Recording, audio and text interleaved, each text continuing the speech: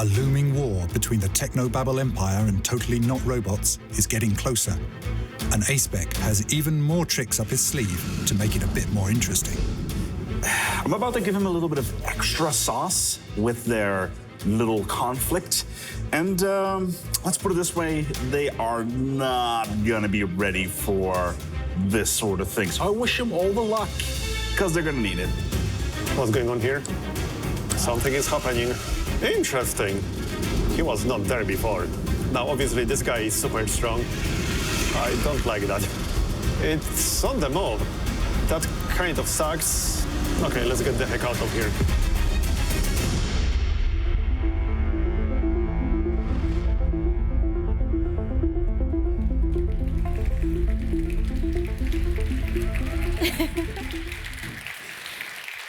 Thank you. I hope you enjoyed that episode.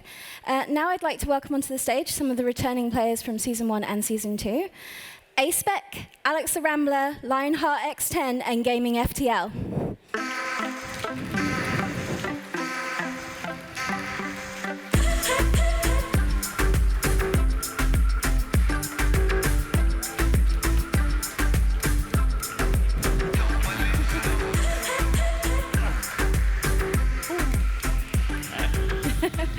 So before we get properly started, I just want to say that none of these guys had seen this episode until just now.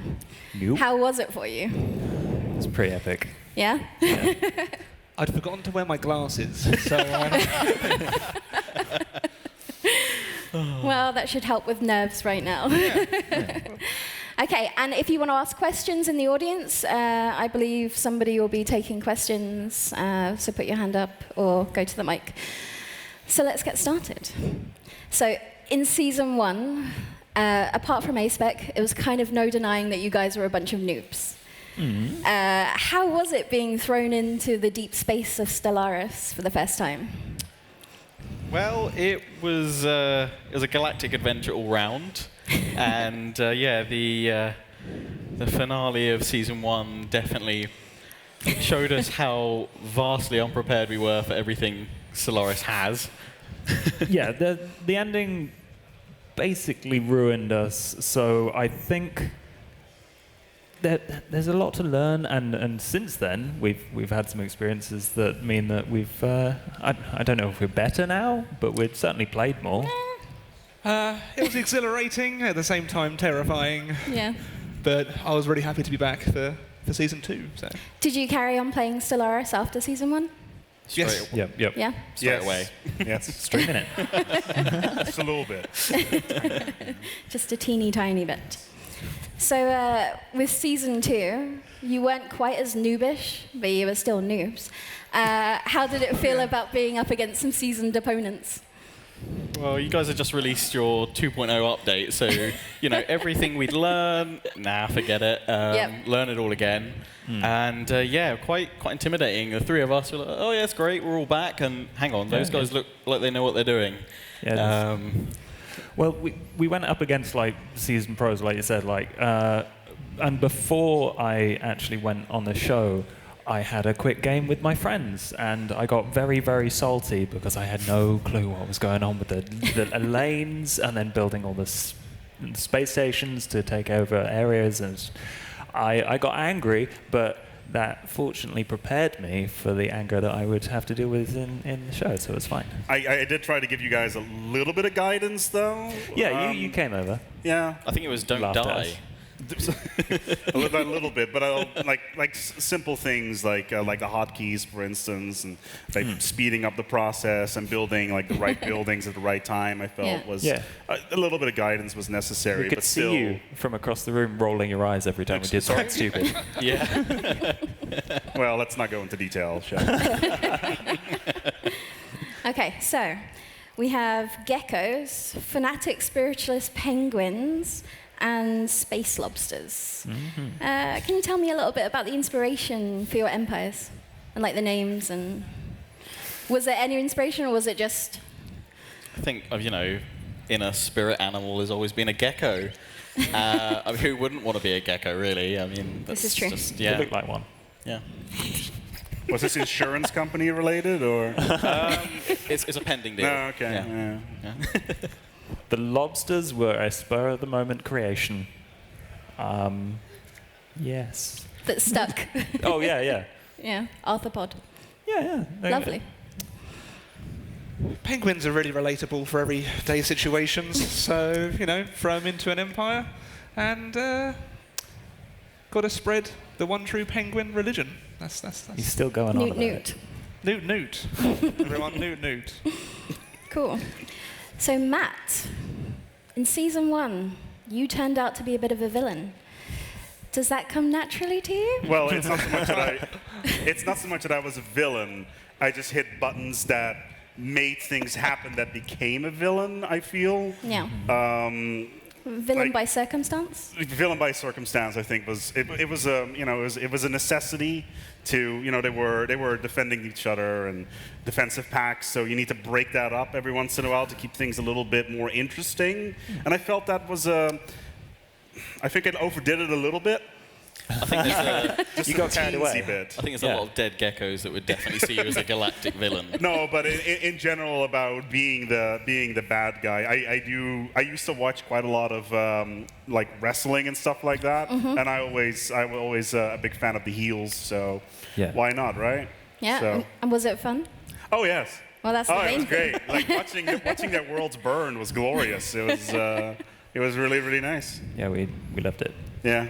10 out of 10. Yeah, would burn again. Geckos on a stick. Aww. It's okay. Don't eat me. I don't think I have teeth. I'm a lobster. Never mind. So, in this season, we did things a little bit differently. You were given your ethic and picking it randomly. How did that feel for you? And if you could pick one, what would you pick? Oh, I rather enjoy being a dictator. It kind of suits me rather well. So, especially season 1, where I could spread that and spread the penguins as the one. Actually, do you know what? Season 1 and season 2, I could spread the truth of penguins being the dominant force in the galaxy. So, for me, anything that revolves around domination and dictators, So you're basically Slightly into relates to my, dictatorships and domination? Yep. Sounds fair. Yeah. I think for me, I tend to choose the Gestalt consciousness because I'm super into the sci-fi concepts that Stellaris has, because I watch so much Star Trek, like Stargate. I mean, spend so much time reading and watching sci-fi that it's my favorite thing, just like conceptually. Yeah. It's not an ethic, but I can be an unethical Gestalt consciousness. You can be whatever you want. Thank you. I will. So I was a xenophile, so it was quite nice to have that of, you can try and be space friends with people. That's good. Or if they don't want to be space friends, they can die and burn. Yep. The cement of any friendship. Yeah. Affection or death. Exactly. Nice and clear cut. It is such a difficult question because when it comes to Stellaris in general, like it's such a canvas that you can draw on, and in terms of ethics. And one day you're feeling like, hey, I want to be, quote unquote, space friends in this particular case, or I want to be the snobby aliens in their crystal spires building technologically advanced empires. And then the other day you literally want to be Space Hitler. It's such an interesting thing to look at. For me right now, I'm really digging the Fnatic Purifiers, specifically Cuddle Muffins, specifically the Tomb World ones that came out with the Apocalypse expansion, because they're just so much fun and they don't require any sort of terraforming because you just nuke everything from orbit and you can live there. It's great. Yeah. So from an ethics point of view, yeah, that one right now. Nice. Yeah, it's good. Are you having a lot of fun with the Apocalypse expansion? Yes, but I'm also looking forward to delve my teeth into Distant Stars. So yeah, that's going to be amazing. Really, really good from what I've seen so far. It's going to be a lot of fun. Coming very soon. Very soon. Okay, so there are lots of surprises that you come up against through Season 2, but how did you feel when you first saw that space dragon? I didn't see it so much as hear about it at first. So you can't say what it does to you. no, I'm not. No spoilers. No spoilers. But I just heard loud noises from a lot of the other players and thought, well, maybe they're making space friends. Did it make space friends with you? I can't remember. No, I don't think so. Okay. Oh, I thought it was great. Yeah, it's a very friendly dragon. Oh, yeah. Yeah.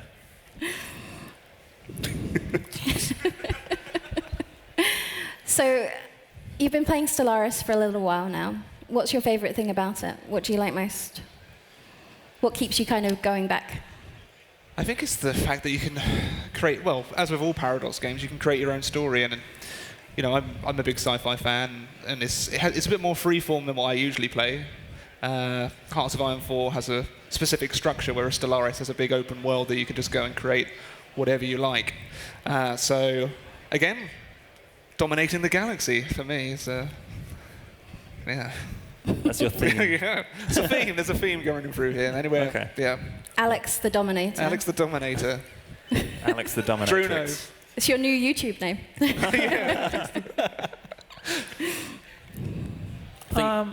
You first. I Sorry, think as Alex said, it's the exploration and the fact that compared to some other Paradox titles, every start is going to be different. You don't know where the hyperlanes are going to be off. You don't know if you're going to be right next to its choke point, or a Marauder Empire, or Space Dragon, or what really. And it's those kind of consistent theme throughout the game, not just the early stage, but the mid and the late game, as where you're still exploring, you're still finding new anomalies and threats out there.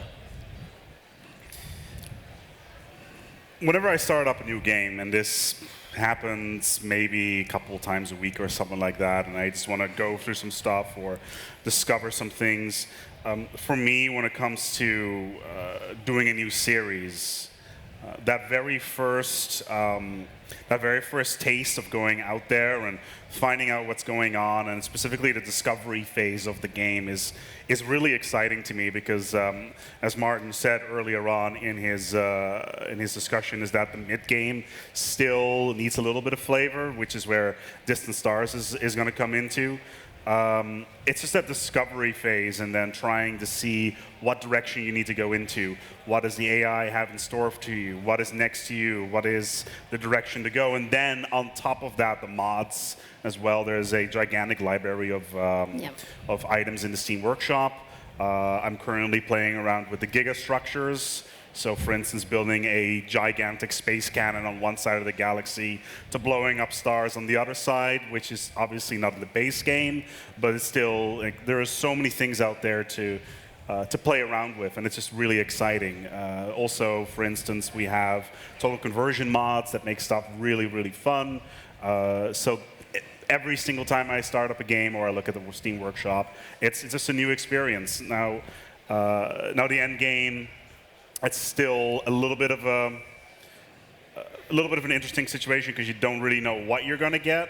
But fighting, for instance, a end crisis is always challenging, depending on what sort of difficulty you're playing on. So scrambling from resources, it's just overall, I'm having a good time with it. So. Great. Yeah. Cool. I think my favorite thing about it is the fact that, because a play session for an Empire just takes so many hours, you can kind of get into a rhythm with it. You get like chilled out. You have a beer, and some crisps, and like I'm going to be streaming it. So like just hanging out for like 4 or 5 hours, just finding out the story of this campaign as you explore around, and then there will be something like some what they call the Yell gates that just completely change how you think and feel about the entire galaxy, because I actually, after the salty bit, I figured out how hyperlanes work, and then it started to make a lot of sense, and then I start making tactics and borders, and then like the story of the Empire evolves, and like it took so long that I just completely chilled out by the end. It's it's great fun. Brilliant. One thing that you touched on, Matt, was the mods.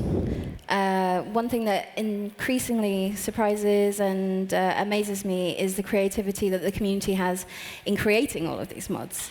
And it really kind of adds new layers and depth to the game. So it's really nice to know that you guys can get stuck into that. I'm sure everyone would really appreciate that. Yeah, definitely. Support your mod makers, because they are your developers of the future. Exactly.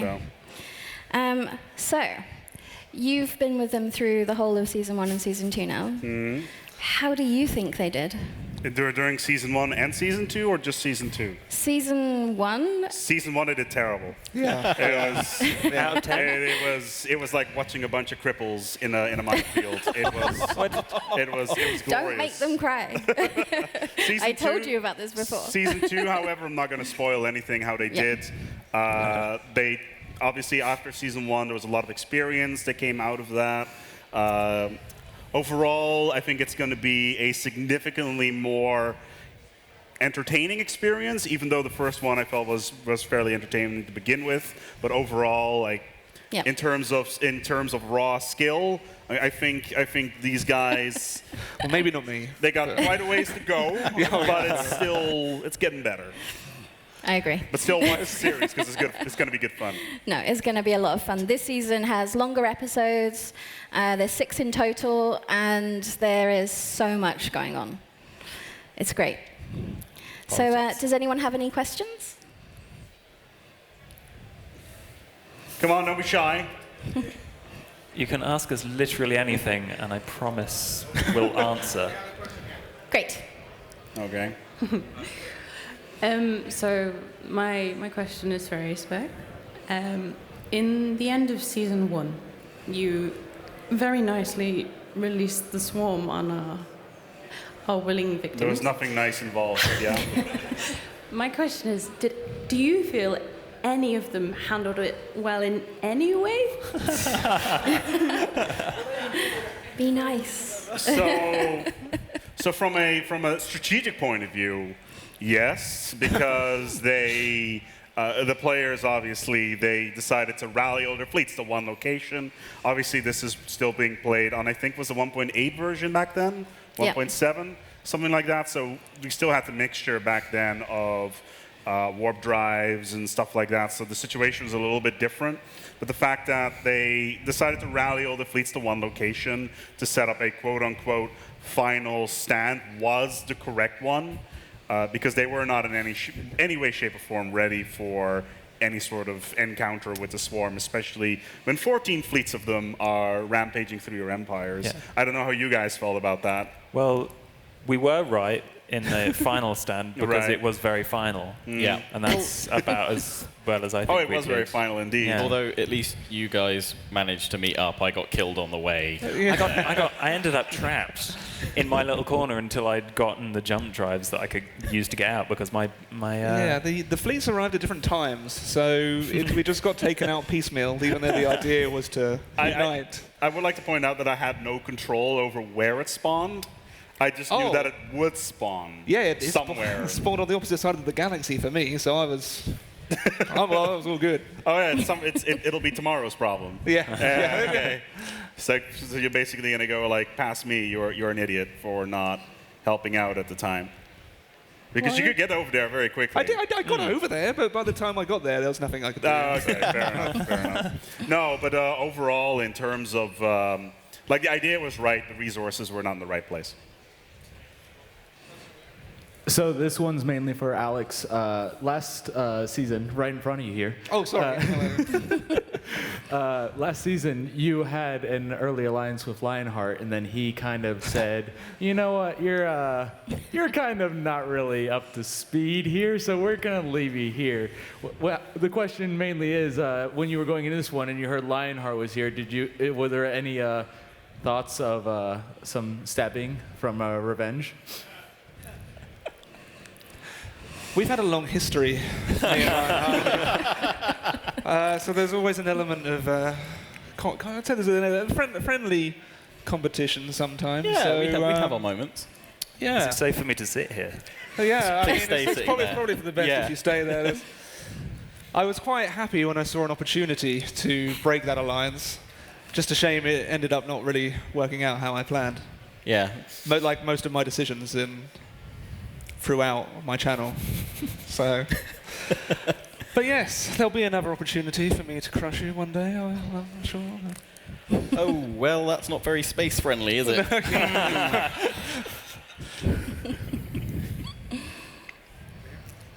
Hi, mostly for A-Spec.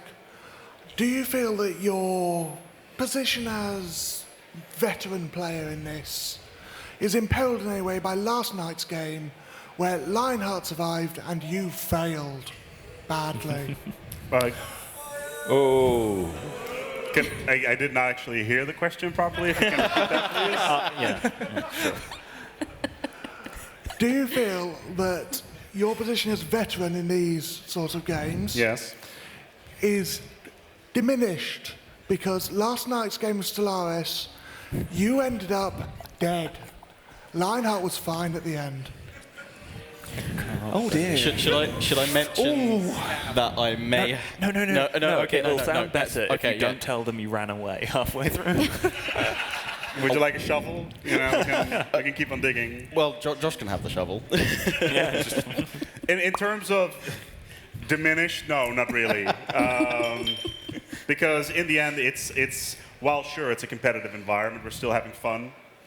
And that's important as well, because at the end of the day, we don't want to walk out of the studio with some sort of levels of salt rubbing in each other's faces. So from my perspective, not really.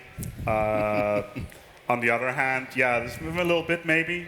But then again, this was 1.8, so it's 2.0. It's a brand new world. Yep. So does that answer your question? Perfect. Cuddle muffins. No, I want to ask you guys. At the first season, you didn't have any playtime of the game. How many hours of Stellaris are? I'll take this. How deep are you into the game, hour-wise? Let's say it like that. Yeah, can I check my Steam stats? Yeah. I'm looking. give me a second here.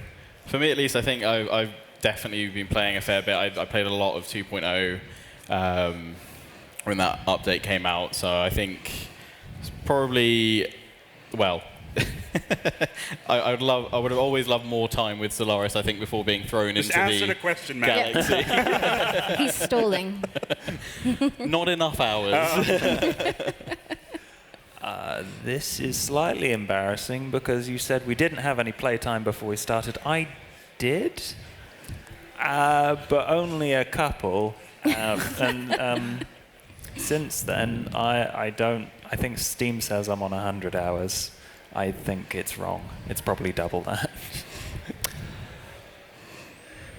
Again, not enough. It's taken me 800 hours to get somewhat competent at Hearts of Iron 4, so you can imagine how long it's going to take me to get competent at Stellaris. So it's an ongoing process, but yeah, I dip in and out whenever I can, but Hearts of Iron 4 consumes you. But Stellaris is now coming in there as well, so I have no life.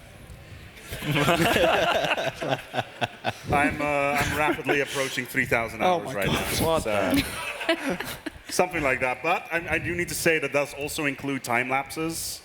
And they take like 16, 17 hours to do, so those hours don't really count per se. So enough, I would say, for now. But it does not mean that there's not enough new stuff to learn. Because the other day I got an event I'd never seen before, which is great. It's the one with the sunken cruiser that has like a unique model. It's pretty cool, actually. So. Okay, so my question is for all of you. God. In Season 2, what other fellow YouTuber competitor would you say you dislike the most? And you can't pick A-Spec. A-Spec doesn't count. So.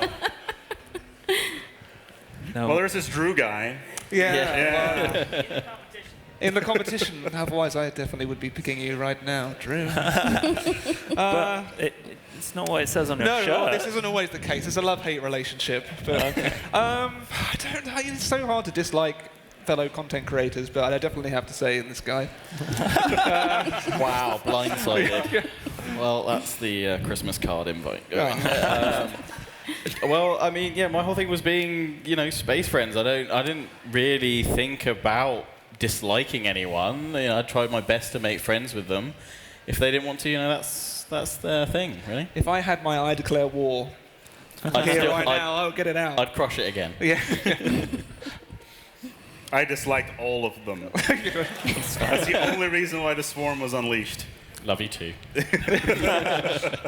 No, but again, question-wise, do we dislike anybody? No. In the end, it's just to have fun, just the same as the question is before.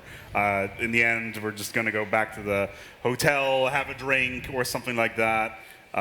Drive safely, etc. Drink aware. But it's just a case of it's not applicable in any way, shape, or form. I hate A-Spec. Yes. I'm joking. Is there any YouTubers you would like to participate in future seasons? PewDiePie. Yes. Yeah. Absolutely. Jacksepticeye, PewDiePie. I wouldn't mind seeing maybe Drew do Observer. Get Drew's commentary in there. That'd be a treat. Yeah, I think there's loads of other YouTube friends that I'd love to throw into the gauntlet with A-Spec. So, yeah, there's not just probably one. There's a long list I'd quite happily throw in and let A-Spec play with them. How do you live with space genocide? Sorry? Sorry, can you repeat that, please? How can you live with space genocide? How do I live with space genocide? Yes. My sleep's not disturbed. It's fine. I wake up in the morning. For me, it's Tuesday.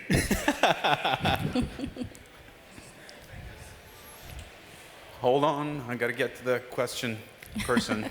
That's what it's called, right? Mm-hmm. I'd say, wow, that's my voice. That's horrible. Welcome to our world on a daily basis. I don't normally sound like this, I swear. So, Stellaris is the only Paradox game I've not played multiplayer. How do you find it as a multiplayer game? Do you think it works well as a cooperative game sometimes, or is it mostly a kind of last man standing kind of game? I think especially when you're establishing your empires like we were, it's best to try and help each other out. But, I mean, it could be a 4-player game, I guess. Is there a play limit on multiplayer? Because I know on Hearts of Iron I've had 60 players. I think the cap is 48. 40, yeah. So something like that. You have to band together in those kind of games, but it's great that it gives, any of these style of games gives you the flexibility to do either. Really, it's just so free form that you can choose to ally and backstab each other whenever you like. So it's great. I think it encourages people, at least at the very beginning, to band together and try, because everyone wants a big empire. It's safer and cheaper to not make war, but it's way more interesting when people blow each other up. Yes. It's kind of difficult from my perspective. I'll give you an example. We were playing on the Emperor land last night, where for some bizarre reason we're playing with 28 people on one server, and everybody around me decides to band together in an alliance because for some bizarre reason they think that I am going to kill all of them, which kind of. For me, it's like, sure, whatever. It's an experience. Just let them have their fun. But I'm not going to win in that scenario. But then again, at the end of the night, you're just like, okay, so they're defensive packed up to the brim, and they've got a federation going. Screw it, I'll just start killing all of them one by one. And then all the dominoes fall and whatnot, and 20 minutes later, my entire empire's on fire. So there's always the issue of having the federations and defensive packs, and before it only takes one person to pull the trigger, you got a World War I situation on your hands, where it's a full Danton, everybody fights each other. Overall, I just have fun with Fnatic purifiers and just steamroll everything as soon as I can. Because with those guys, you need to do it quick, you need to do it early, or everybody will get too strong. Okay, final question over here. Okay, so this question is directed to you, Acebag. Okay. Out of the three of them, who do you consider the most competent to survive this battle royale to the death match of Stellaris? A battle royale game of Stellaris. Okay, so that's 1v1v1. Am I involved in this scenario or not? No, you can unleash the swarm and stuff. Okay, That's about okay. it. It's a difficult question. It depends on the situation. It's like Stellaris, right? It's the luck of the draw at the start of the game. Who's got the resources? Who's got the energy? And like skill, sure, it becomes a thing. I feel like you're stalling. But with these guys, I'm looking over at. I have to say Josh, really? What? Okay, cool. Yeah. Okay. Well, the time is up. I'm normally burning anyway. Yeah, it's fine. Before we go, I just want to say that Season 2 is going to be airing weekly every Saturday. It'll be on YouTube, on the Paradox Interactive main channel. And I hope you enjoy it. Yep. And in the meantime as well, we'll be around as well if you have any questions. You're just, it's a public forum, so Come enjoy. ask us. Yeah. Great. Thank you. Bye.